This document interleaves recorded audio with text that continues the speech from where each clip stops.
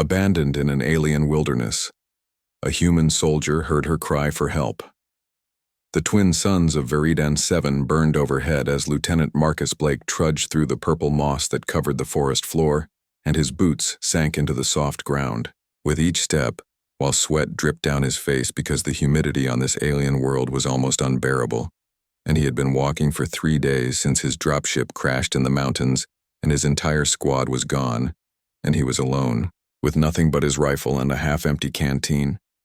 He stopped to catch his breath under a massive tree with silver bark that seemed to shimmer in the harsh sunlight,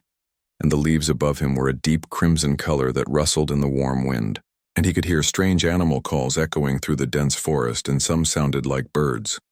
while others were deep and threatening and made him grip his weapon tighter.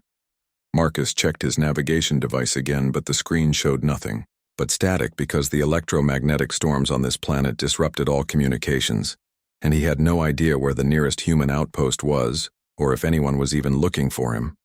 And the thought of dying alone on this hostile world made his chest tighten with fear, but he pushed it down like he always did and kept moving forward. That was when he heard it. A scream pierced through the forest, and it was high-pitched and full of terror and pain, and it came from somewhere to his left, and Marcus froze because he knew that sound was not from any animal, and it sounded almost human but different, and he stood there for a moment debating whether to investigate or keep walking because getting involved could mean more trouble. The scream came again, and this time it was followed by strange clicking sounds, and Marcus made his decision, and he turned toward the noise and started running through the undergrowth, and branches whipped at his face and arms. But he ignored the stinging cuts, and his heart pounded in his chest as he got closer to whatever was happening. He burst into a clearing, and what he saw made him stop dead in his tracks. A female alien was backed against a boulder, and she was surrounded by 3 creatures that looked like giant insects with razor-sharp mandibles, and they were easily twice the size of a grown man. And their exoskeletons gleamed like polished metal in the sunlight, and they were closing in on her with deliberate movements. The alien woman was tall and slender with pale blue skin that seemed to glow faintly, and her hair was long and white like freshly fallen snow, and it flowed down her back, and her eyes were large and golden and filled with absolute terror, and she wore what looked like torn clothing that might have been some kind of uniform, and blood seeped from a wound on her shoulder. One of the insect creatures lunged at her, and she tried to dodge, but she was too slow, and it caught her arm with its mandible, and she screamed again, and Marcus did not think, and he just raised his rifle and fired. The weapon roared to life, and the first creature exploded in a spray of greenish fluid and chunks of carapace,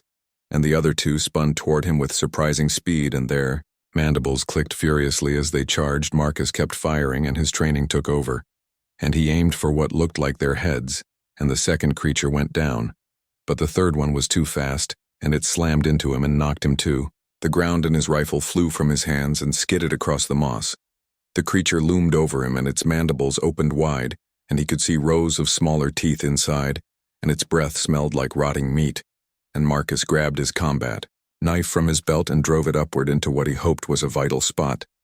The creature shrieked and thrashed, and green blood poured over his hands and chest, and it was hot and burned his skin,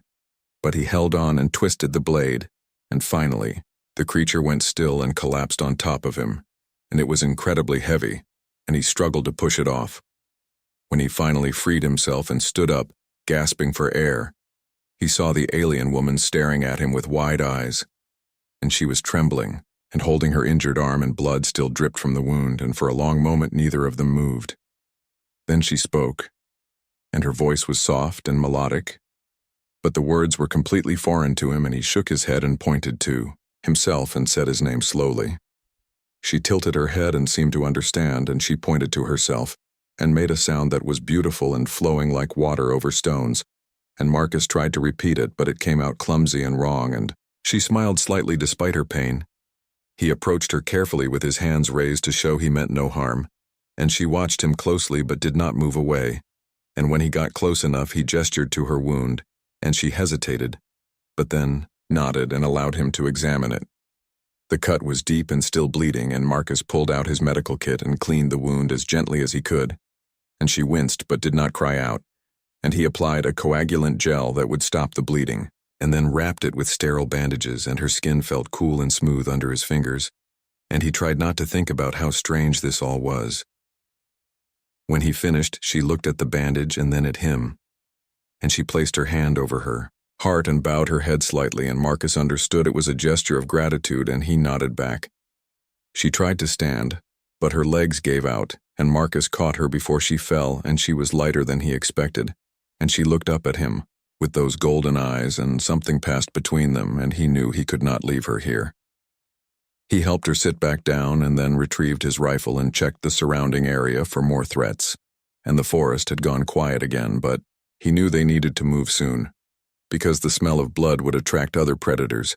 using hand gestures and simple words. He tried to communicate that they needed to leave, and she seemed to understand, and she struggled to her feet again with his help. And this time she managed to stay upright, though she leaned heavily on him. They started walking, and Marcus had no idea where they were going, but anywhere was better than staying in that clearing, and the alien woman whose name he could not pronounce walked beside him, and every so often she would look at him with an expression he could not read. As the first sun began to set, and the second followed shortly after, the forest transformed, and bioluminescent plants started to glow, in shades of blue and green and purple, and it was breathtakingly beautiful. And the alien woman paused to look around, and for the first time since he found her, she seemed less afraid. They found a cave as darkness fell completely, and Marcus checked it carefully for any inhabitants before allowing them to enter, and it was dry and relatively warm, and he started a small fire using some dead wood he found near the entrance. The alien woman sat close to the fire and stared into the flames, and Marcus opened one of his ration packs and offered her half, and she looked at it curiously and sniffed it, and then took a small bite, and her expression was unreadable, but she ate it anyway. That night, as Marcus took first watch, he thought about his situation, and he was lost on an alien planet with no way to contact his people, and now he was responsible for an injured alien woman who he could not even talk to, and by all logic he should have left her and focused on his own survival, but he knew he would not have done that and could not do that because that was not who he was, and his mother Katie back on Earth had raised him to help people no matter what, and he smiled thinking about her and wondered if he would ever see her again. Alien woman made a soft sound in her sleep and shifted closer to the fire, and Marcus added another piece of wood to keep it burning, and he watched the entrance to the cave and listened to the strange sounds of the alien night. Over the next few days they traveled together, and slowly they began to understand each other through gestures and simple drawings in the dirt, and Marcus learned that her name was something like Lyra,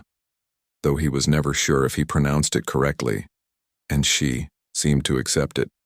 She showed him which plants were safe to eat and which would kill him, and she knew how to find water sources that his scanner could not detect, and in return he protected her from the predators that stalked them, and there were many, and each day brought new dangers.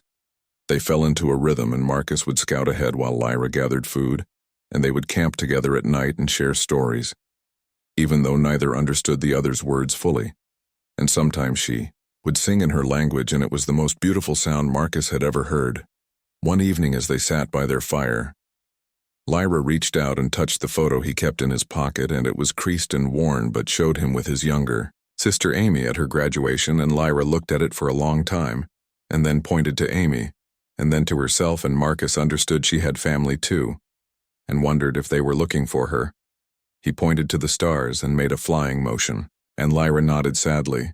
and she drew in the dirt a picture of what looked like a ship and then showed it crashing,